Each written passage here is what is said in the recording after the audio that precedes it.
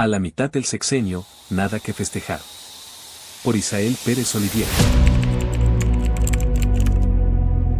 Previo al tercer informe de gobierno de Lorena Cuéllar Cisneros, nada parece tener sentido. Ahora, el tono del diálogo entre el secretario general de gobierno Luis Antonio Ramírez Hernández y los representantes de los medios de comunicación local es cada vez más ríspido y deja entrever la impotencia y la desesperación del oficialismo por mantener a toda costa su discurso del Tlaxcala seguro, que solo ellos logran ver, claro, a través de los cristales blindados de las unidades de lujo que los trasladan de un punto a otro de la entidad con total tranquilidad. Camionetas Suburban que, por cierto, ni Obama tiene, y cuyo costo alcanzarían los 4.5 millones de pesos cada una, sin que nadie hasta el momento, fuera del primer círculo del poder, tenga la certeza de cuántas son, si 10 o 12, de qué partida presupuestal salió el pago y cuándo y de qué forma se licitó la compra, muchísimo menos.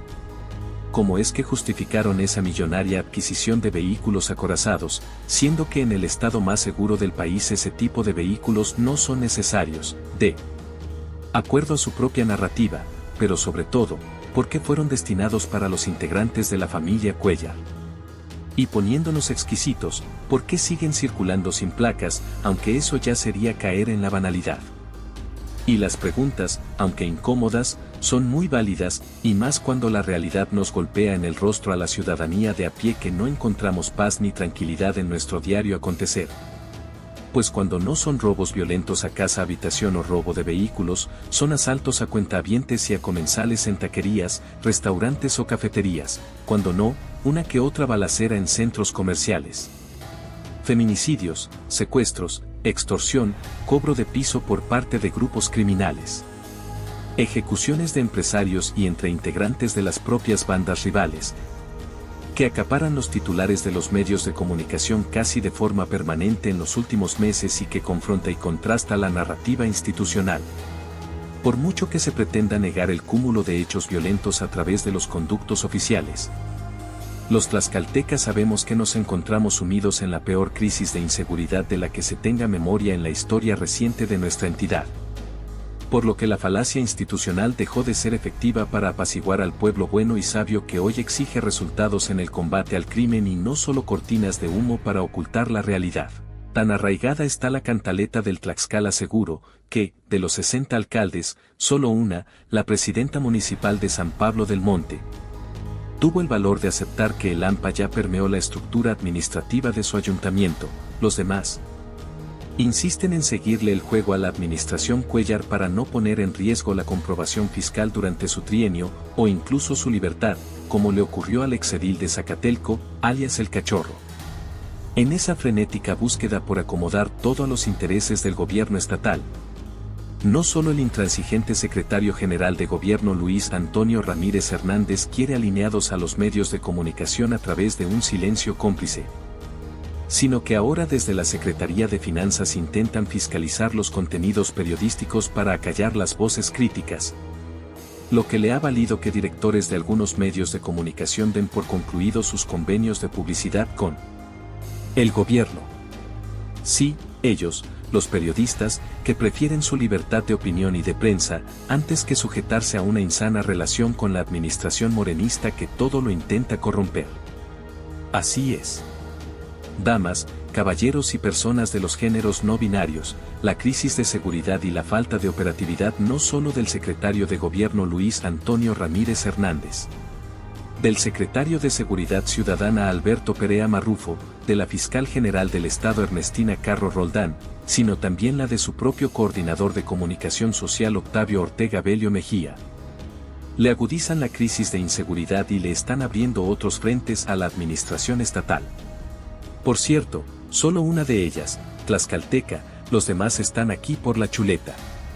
Ajá, son quienes le siguen vendiendo espejitos a la todavía gobernadora, y ella a nosotros, con un Tlaxcala que solo existe en su falso discurso y que dista mucho de la realidad. En fin, se tenía que decir y se dijo. Las breves de la semana. En plena euforia por la detención a balazos de 2 presuntos delincuentes dedicados a la extorsión agravada en el centro comercial El Gran Patio, la fiscal general del estado Ernestina Carro Roldán En un corto video oficial señaló que, gracias a la coordinación con las fuerzas federales, se logró la captura de 2 sujetos, líderes de un grupo delictivo dedicado al secuestro y la extorsión en otros estados del país. Entonces, ¿hay presencia o no del crimen organizado en Tlaxcala? ¿O esos 2 sujetos solo iban de paso y aprovecharon alguna oferta del Buen Fin? Ya no entiendo.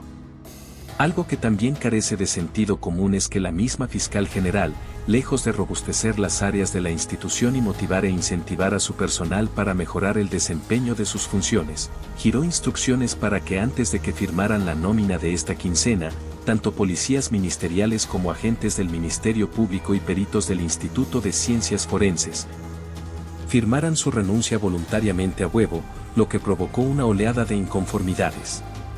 Y como no, si la jurista atenta contra la estabilidad laboral de sus empleados y el sustento de sus familias, con la amenaza siempre presente de iniciar toda suerte de carpetas de investigación para quienes se nieguen a sus designios.